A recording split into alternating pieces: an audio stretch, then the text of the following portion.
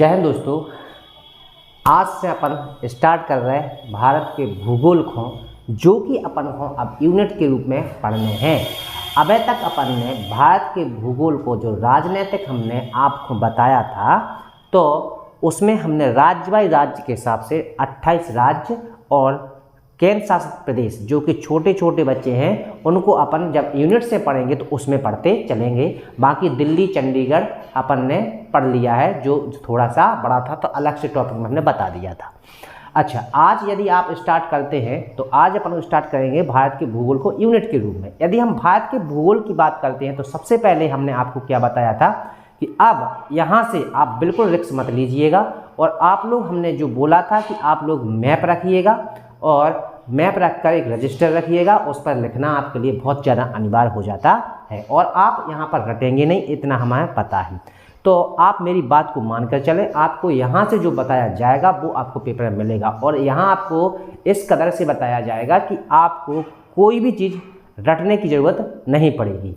ठीक है, तो अभी तो हम भूगोल का स्टार्टिंग करते हैं, फर्स्ट यूनिट से स्टार्ट करेंगे। मैंने यही बोला था कि अब हम फर्स्ट यूनिट से स्टार्ट करेंगे। तो सबसे पहले भारत के भूगोल को समझने के लिए भारत की भूमि के बारे में जानना पड़ेगा। तो हमने आपको पिछले वीडियो में भारत की भूमि के बारे में, पृथ्वी की उत्पत्ति से लेकर और पूरी भारत की भूमि के बारे में समझा दिया था। आज अपन को यूनिट के अनुसार पढ़ना है, तो हम पीछे की बात को कम करके, क्योंकि आप लोग जो नए व्यूअर हैं वो लोग क्या करें, हमारे पीछे के जो वीडियो हैं उनको पूरा देखें। पृथ्वी की उत्पत्ति से लेकर हमने भारत के निर्माण तक का पूरा चीज़ मैं बता चुका हूँ। ठीक है, आज हम क्या करेंगे, यूनिट के अनुसार भूगोल को पढ़ेंगे, क्योंकि पीछे का पढ़ेंगे तो अपन को बहुत टाइम लग जाएगा। तो अपन स्टार्ट करते हैं भारत के यूनिट बाय यूनिट से अपन चलेंगे। हमने बोला था हम लेकर आए हैं आपके लिए यूनिट फर्स्ट, और नो पैसा, कोई पैसा नहीं, आप फ्री में पढ़ेंगे, और आप लोग जैसा मैं बताऊंगा बस उसको पढ़ते चलना, आपका क्वेश्चन बाहर नहीं जाएगा और आपको रटने की ज़रूरत नहीं पड़ेगी।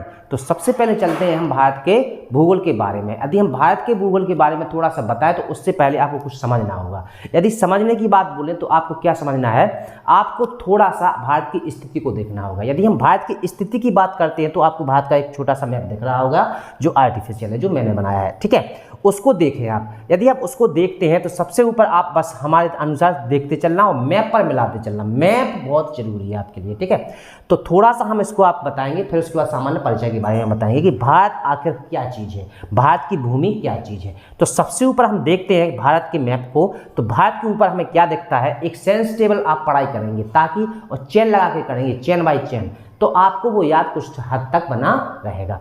तो यदि हम भारत के भूगोल, भारत के मैप को देखते हैं तो सबसे ऊपर हमें क्या दिखता है, यहाँ पर हिमालय पर्वत होता है। क्या होता है, हिमालय पर्वत होता है। अच्छा, हिमालय पर्वत की बात करते हैं, उसके नीचे हम जैसे ही आते हैं तो जो हिमालयी नदियाँ हैं, जो 12मासी नदियाँ होती हैं, वो हमारे भारत के मिट्टी के मैदान का निर्माण करती हैं। क्या करती हैं, मिट्टी, यानी कि मिट्टी का निर्माण करती हैं, मैदानों का निर्माण करती हैं, जो कि पूरब से लेकर पश्चिम तक फैला हुआ है। ठीक है, अच्छा, इसके बाद भारत की भौतिक क्षेत्र के रूप में यदि हम तीसरी चीज पढ़ते हैं तो पहली तो हमने हिमालय पर्वत को पढ़ना है, दूसरी चीज हम क्या पढ़ेंगे, भारत के भूगोल के अंतर्गत भारत का मैदान देखेंगे अपन लोग। ठीक है, उत्तर का मैदान।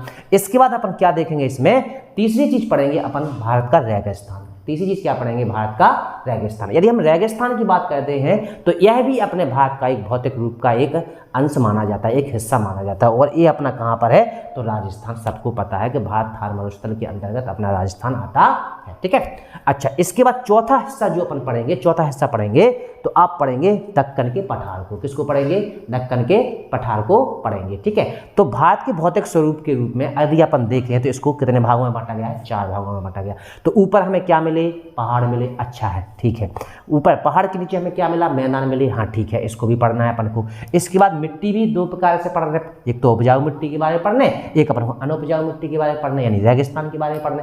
इसके बाद हम क्या पढ़ेंगे, पठार पढ़ेंगे। क्या पढ़ेंगे, हम पठार पढ़ेंगे। ठीक है, तो इस तरह हमने भारत को एक थोड़े से रूप में आपने विस्तार से समझ लिया है कि इसमें क्या क्या चीजें हैं जिनको अपन को पढ़ के चलना है। इसके बाद बहुत सारा पढ़ना तो बहुत कुछ है, छोड़ेंगे कुछ नहीं, क्योंकि अपन इसके हिस्से हिस्से कर पढ़ेंगे। किसको, यूनिट से जब पढ़ेंगे तो अपन को इसको हिस्सा हिस्सा करके पढ़ेंगे। ठीक है, तो यदि आपको भारत के मैप के बारे में इतनी बात समझ में आ गई हो तो अब हम थोड़ा सा भारत के बारे में सामान्य परिचय बताना चाहेंगे, क्योंकि सामान्य परिचय अगर आपको पता चल जाएगा तो उसकी सीमा वगैरह मतलब उसकी भौगोलिक स्थिति कहाँ से कैसी है, तो उसके बाद अपन फिर पढ़ेंगे तो एक एक टॉपिक से करते चलेंगे। बट पढ़ेंगे फर्स्ट यूनिट, क्योंकि फर्स्ट यूनिट आपको बड़ी हो जाएगी तो पार्ट बाय पार्ट हम करते चलेंगे, ठीक है। तो सबसे पहले यदि हम सामान्य परिचय की बात करते हैं तो भारत की आकृति आपको दिख रही किस तरीके की है। तो यदि हम भारत की स्थिति की बात करते हैं तो सबसे पहला क्वेश्चन आपको याद करके चलना है, क्वेश्चन पेपर में पूछा जाता है, इंपोर्टेंट है। यदि हम भारत की स्थिति देखते हैं तो आप देखना अच्छी तरह से, तो ऐसी आपको स्थिति बनती हुई दिखती नजर आएगी। ये स्थिति आपको नजर आएगी कि नहीं आएगी। तो ये जो आकृति बनती है अपनी, इसको बोलते हैं चतुष्फलकीय यानी चतुष्कोणीय। यानी भारत की आकृति कैसी है तो चतुष्कोणीय है। इस तरह हम पॉइंट में लिखते चलेंगे। तो भारत की आकृति कैसी है अपनी, तो चतुष्कोणीय, ठीक है। तो भारत की आकृति कैसी है, चतुष्कोणीय है। कैसी है, चतुष्कोणीय है। अच्छा, दूसरी चीज, पहला चीज तो हमें समझ में आ गया, यानी भारत का हमने शेप देखा तो हमें शेप में क्या मिला, उसका जो शेप है वो कैसा है, चतुष्फलकीय। एक क्वेश्चन आपसे पूछा गया है जो पेपर में पूछा जाता, ठीक है। अच्छा, ठीक, इसके बाद आ जाएंगे हम कहाँ पर, भारत का एक्यूरेट कहाँ से कहाँ तक कितने किलोमीटर के अंतर्गत अपन क्षेत्र यानी एरिया अपन रखते हैं, यानी भारत का जो स्थान है कहाँ से कहाँ तक है। तो हम सबसे पहले चलेंगे उत्तर से दक्षिण तक। कहाँ तक चलेंगे, यदि हम उत्तर से दक्षिण तक चलेंगे, ऊपर उत्तर होता है, नीचे क्या होता है, दक्षिण होता है।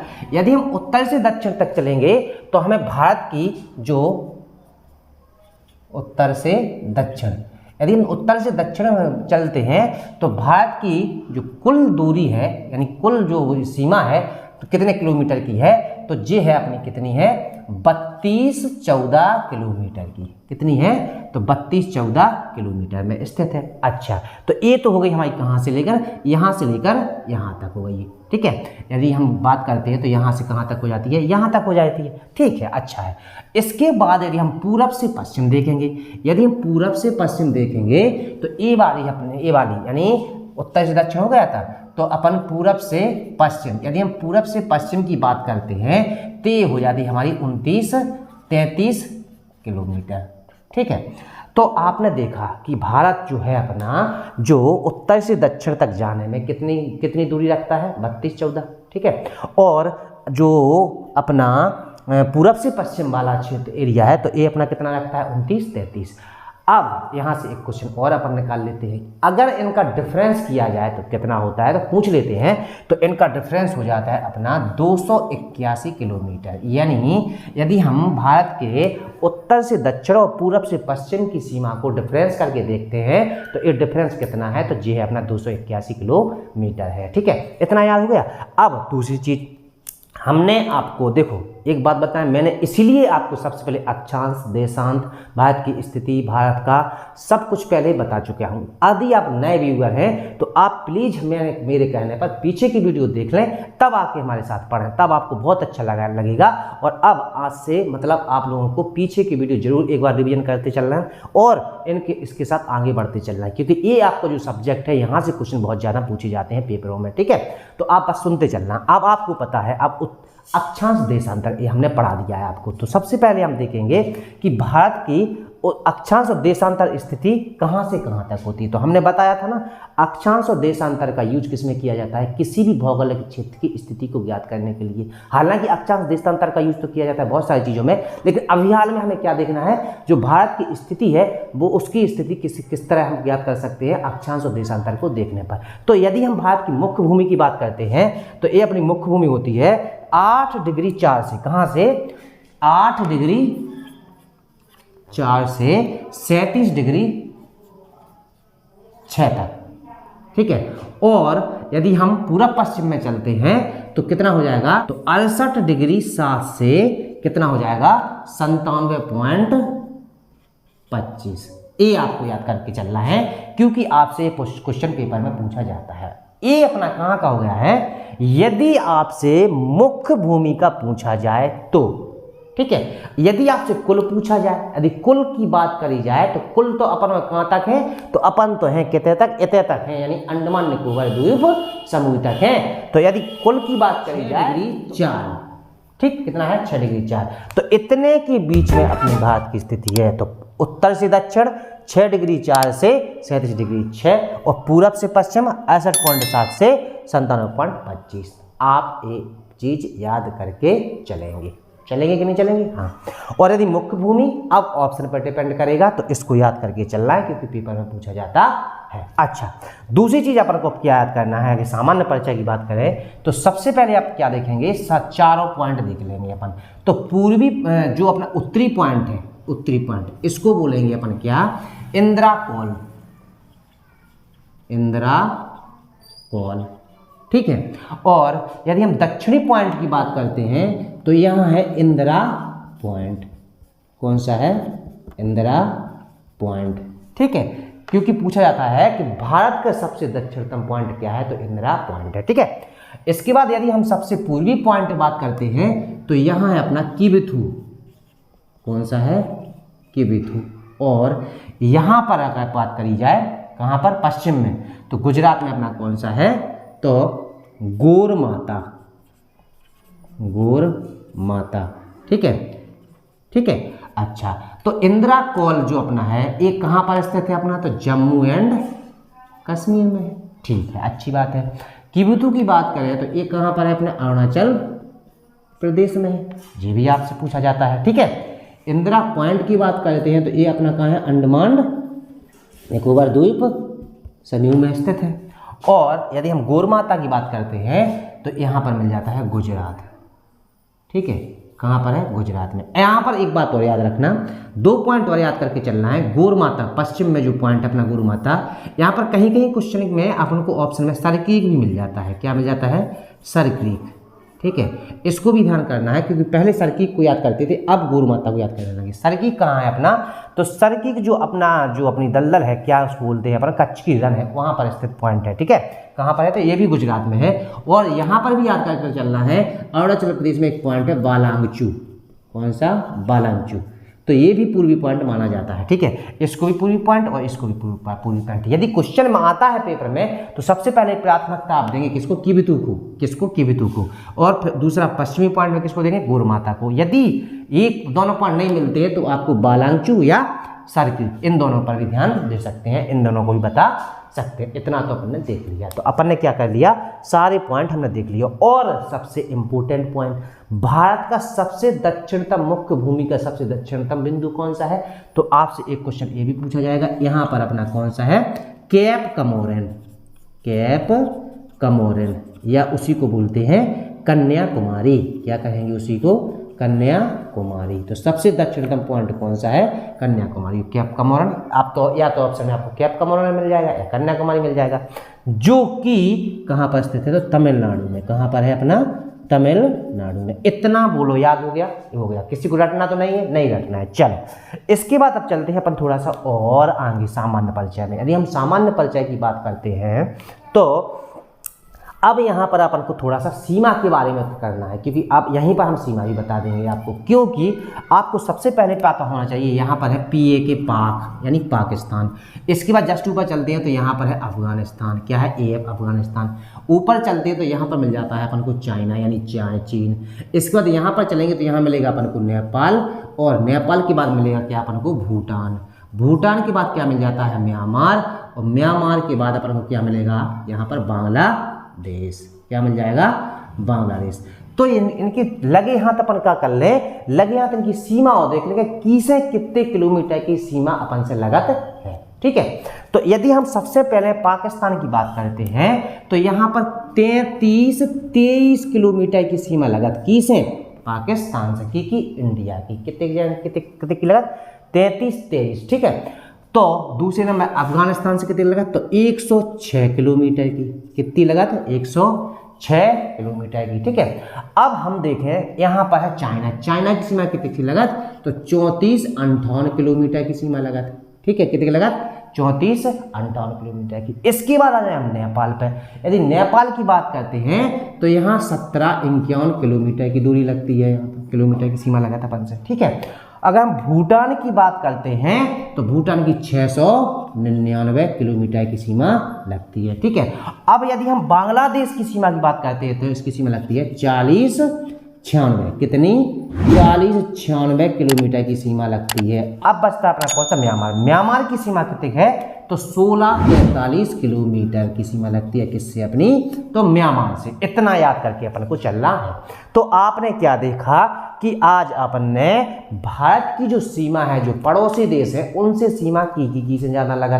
तो देखो सबसे पहले रटने को नहीं है, 33-23 पाकिस्तान, 106 अफगानिस्तान, 34-58 चाइना से लगते ही, 17-51 नेपाल से लगते ही, 699 भूटान से लगते ही, 16-43 म्यांमार से लगते ही और 40-96 बांग्लादेश से लगती। तो आपको ये तो एक चीज़ समझ में आ रही हो जे कि सबसे ज़्यादा सीमा कौन से देश से लगा, तो आपको पता चल जाना चाहिए कि सबसे ज़्यादा सीमा किसी, सबसे ज़्यादा सीमा किसे लगा, तो आपको पता चलेगा आपका बांग्लादेश से लगा। किसे लगा, बांग्लादेश से लगा।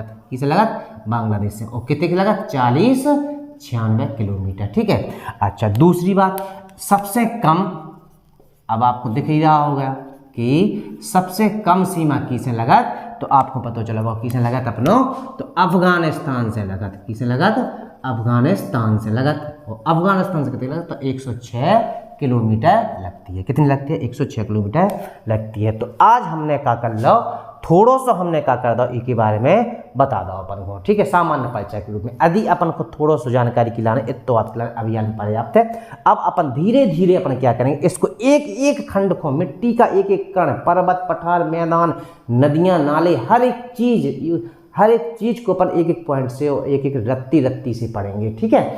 अब आ जाते हैं कहाँ पर, पहला आपका टॉपिक बनता है यहाँ पर सामान्य परिचय की बात। तो सामान्य परिचय तो क्लियर हो चुका है आपका कि अपना कहाँ से कहाँ किसकी के साथ किसकी सीमा कितनी लगती है। दूसरा, आप सबसे पहला याद करने के लिए रखना नहीं है, मैप जरूर रखें। मैप पर एक बार बनाएं या हाथ से बनाएं। मैं भी आर्टिफिशियल मैप से हाथ से बना लेता हूँ, उसी के द्वारा अपन बना के उसी पर तय कर सकते हैं। अपन को वहाँ पर बना के नहीं दिखाना है, आपको बस कुछ नहीं कुछ पता होना चाहिए, बस नॉलेज के लिए आपको कुछ होना चाहिए। प्रैक्टिकल करेंगे तो आपको ज़्यादा लंबे समय तक याद बना रहेगा। अब आ जाते हैं हम कहाँ पर, थोड़े से भारत के नामकरण के ऊपर। यदि हम भारत के नामकरण की बात करते हैं तो इस टॉपिक को बहुत अच्छी तरह से समझना चाहिए आपको।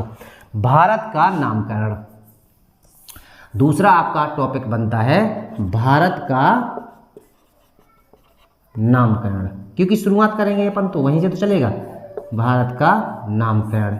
अच्छा, भारत के नामकरण को पढ़ने से पहले आपको कुछ चीज़ें समझ नहीं आए, थोड़ी सी आपको हिस्ट्री पे चलने हैं। कितने चलने हैं अपन को, हिस्ट्री पे चलने हैं। ठीक है, क्योंकि हिस्ट्री हमें बताते है कि हमारे भारत को नाम हिस्ट्री से पता चला थे, और उतने से ले आए अपन भारत को नाम, कितने से ले आए अपन, हिस्ट्री से ले आए।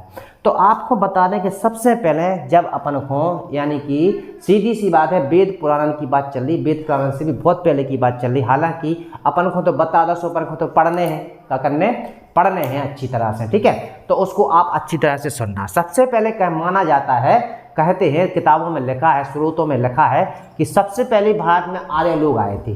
कौन आए थे, आर्य लोग आए थे। और कहा जाता है कि आर्य लोगों को संस्कृत भाषा का बहुत अच्छा नॉलेज था, यानी बहुत संस्कृत भाषा का यूज बोलचाल में करते थे। ठीक है, तो आर्य लोग जो आए थे सबसे पहले भारत में, तो उनके आने के कारण भारत का सबसे पहले नाम क्या हो गया, आर्यवर्त। क्या हो गया, आर्यवर्त। यदि हम आर्यों के बारे में थोड़ा सा हम आपको बताएं तो ये जो आर्य लोग हैं, ये चारागाह की खोज में आए थे। वो आर्य जो लोग हैं, थोड़ा सा हम बताएं आपको, जो आर्य लोग हैं एक कबीले हैं, जो कबीले थे पहले, कुछ कबीले थे। अच्छा, कबीले की बात हम थोड़ा सा और बता दें, वैसे तो हम हिस्ट्री में आपको पूरा समझाएंगे, लेकिन थोड़ा सा समझाते चलेंगे आपको कि जो आर्यवर्त जो लोग आए थे, आर्य लोग आए थे, वो कबीले के रूप, जो कबीले के एक कबीला समझते हैं आप, झुंड, यानी एक कबीले में कम से कम 250, 300, 400, 700, 800, 1000 आदमी रहते थे। और अधिकांशतः जो कबीले होते थे वे सारे एक ही परिवार के सदस्य होते थे। कैसे होते थे, एक ही परिवार के सदस्य होते थे। तो सबसे पहले आर्यों के रूप में भारत में आए कबीले। कौन आए, भारत में आए कबीले। अच्छा, तो सबसे पहले कोई आता, कौन आया भारत में, तो आर्य लोग आए। जो किसके लिए आए थे, तो चारागाह की खोज में, कहते हैं चारागाह की खोज में आए थे। तो अपन वही याद करके चलते हैं कि चारागाह की खोज में आए थे, गायों के लिए, गायों पशुओं के लिए, गाय के मतलब घास के मैदान खोजने के लिए कि यहाँ पर घास है, तो उसकी खोज के लिए आए थे। तो सबसे पहले भारत में आने वाले कौन से लोग हैं, तो आर्य लोग। आर्य लोग होने के कारण भारत का सबसे पहले नाम क्या पड़ गया, तो आर्यवर्त। तो अपन याद करते चलना। तो सबसे पहले कौन आया, आर्य आए, आर्य आने के कारण भारत का नाम क्या होगा, आर्यावर्त, आर्यावर्त। ठीक है, तो हमने पहला नाम क्या कर लो, याद कर लो कि भारत में आने पे वाले आर्यावर्त, आर्य लोग आए हैं तो उनके उसे अपने भारत का नाम क्या होगा, आर्यावर्त। अच्छा, तो अभी हमने एक बात और बताई कि आर्य लोग जो आए हैं वे कबीले के रूप में आए, यानी कबीले यानी 6 7 8 10 आप 4 6 8 कबीले के रूप में हते, कबीले के कबीले आए। और एक कबीले में हम बताओ जा रहे हैं आपको 250 से 300 400 700 इतने आदमी एक ही परिवार के सदस्य रहते थे। तो जो आए थे आर्यवर्त, जो आर्यवर्त आए थे तो उनके नाम में तो आर्यवर्त होगा। अब कबीले में सबसे ज़्यादा इम्पोर्टेंट और सबसे पावरफुल कबीले के एक राजा थे, उनको नाम तो भरत। इन्हीं आर्यन में से एक कबीला तो उनको कबीले को नाम भी हम हिस्ट्री में बताएं तो जो कबीले थे उनमें सबसे महत्वपूर्ण, महान और ताकतवर राजा के रूप में उन कबीलन को मुखिया तो उनको नाम कहा तो भरत तो कहा तो भरत। तो उनके भरत के नाम के कारण भारत को नाम कहा होगा भारतवर्ष। किसका नाम क्या हो गया, भारतवर्ष। तो अब जो तो पता चला होगा भारत कहाँ के है, आर्यों में से एक हते, कबीलों के मुखिया हते और पावरफुल हते, शक्तिशाली राजा हते। तो उन्हीं के नाम से भारत को नाम एक तो दूसरों में लगा अपन का भारतवर्ष। तो दूसरा नाम अपन की के नाम से मिल जाता है, तो दूसरा नाम मिल जाता अपन को तो भरत, राजा भरत जे कबीले के सरदार हते और इनके नाम पर हमें मिल जाता है भारत का नाम क्या, भारतवर्ष। क्या मिल जाता है, भारतवर्ष। ठीक है, अच्छा अब आ जाए हम तीसरे नाम पे। यदि हम तीसरे नाम की चर्चा करते हैं तो भारत को तीसरा नाम हतों का हिंदुस्तान है। अच्छा हिंदुस्तान, ठीक है, हिंदुस्तान कैसे भाव, तो हिंदुस्तान के लाने आपको सबसे पहले समझनी है ईरानियन को, जो ईरानी अपने ते आए, ठीक है। और ईरानी जो लोग आए हैं वे लोग जो सिंधु नदी थी साखों हाँ बोलते, क्या बोलते, साखों हाँ। तो सिंधु को बोलते वे हिंदू और वे जा बोलते कि जो आर्य कबीले लोग ले रहे थे वे हैं तो वे लोग, तो जो लोग सिंधु नदी के किनारे पर रह रहे थे वे सबरे को हैं सिंधु के किनारे रहने वाले सभी क्या हैं, हिंदू। और जब सिंधु के किनारे हिंदू रहेंगे तो उनको नाम उन्होंने क्या दे दिया, हिंदुस्तान। क्या दे दिया, हिंदुस्तान। ठीक है, तो जो कुआ ईरानी तो ईरानियन ने भारत को नाम कहा दो हिंदुस्तान, क्योंकि सा को बोलते वे हा, सिंधु को बोलते हिंदू और सिंधु नदी के किनारे रहने वाले सारे आर्य लोग जो हते तो उन्होंने कहा कि ये सारे कौन है, तो हिंदुस्तानी है। कौन है, हिंदुस्तानी है। तो ईरानियों ने अपने भारत का नाम क्या दिया, हिंदुस्तान। तो देखो अगला तीसरा नाम अपन को क्या याद करने चलना है, तो ईरानियों ने, किसने, ईरानियों ने अपने भारत का नाम क्या दिया, हिंदुस्तान। क्या नाम दिया, हिंदुस्तान नाम दे दिया है। ठीक है, अच्छा इसके बाद यूनानी, अब ईरानी तो हो गए, अब ईरान के बाद को आया अपने तय यूनान। इंग्लिश में सिंधु को क्या, हिंदी को बोलत का इंडस, सिंधु का इंडस नाम दा किने यूनानियन ने, इंडस से बन के क्या होगा का इंडिया, क्या होगा इंडिया। तो अपन को यूनानियन ने भारत को कौन सा नाम दा, इंडिया नाम को भी एक बहुत बड़ो रहस्य जब अपन पढ़ें उसके बारे में एक्स्ट्रा क्लास के बारे में समझाया जाएगा। पहले तो अपन विस्तृत स्टैटिक पूरा पढ़ ले, उसके बाद देखते हैं क्या होता है। तो यूनानियन ने सिंधु को हिंदू, अच्छा इंडस बोला, इंडस की वजह से उसका अपने भारतीयों को क्या हो गया नाम, इंडियन। क्या हो गया, इंडिया। क्या नाम दे दिया उन्होंने, इंडिया दे दिया। तो यूनानियों ने, किन्होंने, यूनानी। चौथा नाम हमें किसने में दिया, यूनानियों ने। अच्छा यूनानियों की बात करते हैं तो यूनानियों ने अपन को कौन सा नाम दे दिया, इंडिया नाम दे दिया। कौन सा दे दिया, इंडिया नाम दे दिया। ठीक है, अच्छा इसके बाद आ जाएंगे हम आगे। अच्छा अब थोड़ा सा हम तनक पुराण वेद पुराण पे चल रहा है तनक तो एक नाम वो है जो पेपर में पूछ हो जाता, बहुत ही ज़्यादा इम्पोर्टेंट है। आपको पता हो जैसे कि जैन धर्म और हिंदू धर्म, जैन धर्म और हिंदू धर्म के ग्रंथन में भारत को नाम है तो जम्बू द्वीप, कहा तो जम्बू द्वीप। आपने सुनो जो रामायण है वहाँ पर आपने लवकुश कांड के समय पे एक गाना होत, अगर ध्यान करो तो वो गाना में बोलो जात कि जम्बू भारत खंड अखंड भारत खंडे जम्बू द्वीपे, आपने सुना होगा। तो जम्बू द्वीप, तो भारत को नाम अपन को पता हो चाहिए कि जैन ग्रंथियों में, यानी जैन ग्रंथों में और हिंदू ग्रंथों में एक नाम और मिलत, कौन सा नाम मिलत, तो जम्बू द्वीप। तो इस चीज को भी आपको याद करके चल लें कि अपन को 5वां नाम का मिल जाता है यहाँ पर, तो जम्बू द्वीप। क्या मिल जाता है, तो जम्बू द्वीप मिल जाता है, ठीक है। अच्छा, जम्बू द्वीप के बाद एक व्यक्ति को नाम है, एक व्यक्ति को नाम का है जेम्स अलेक्जेंडर। इनको भी आपको याद करके चल लें।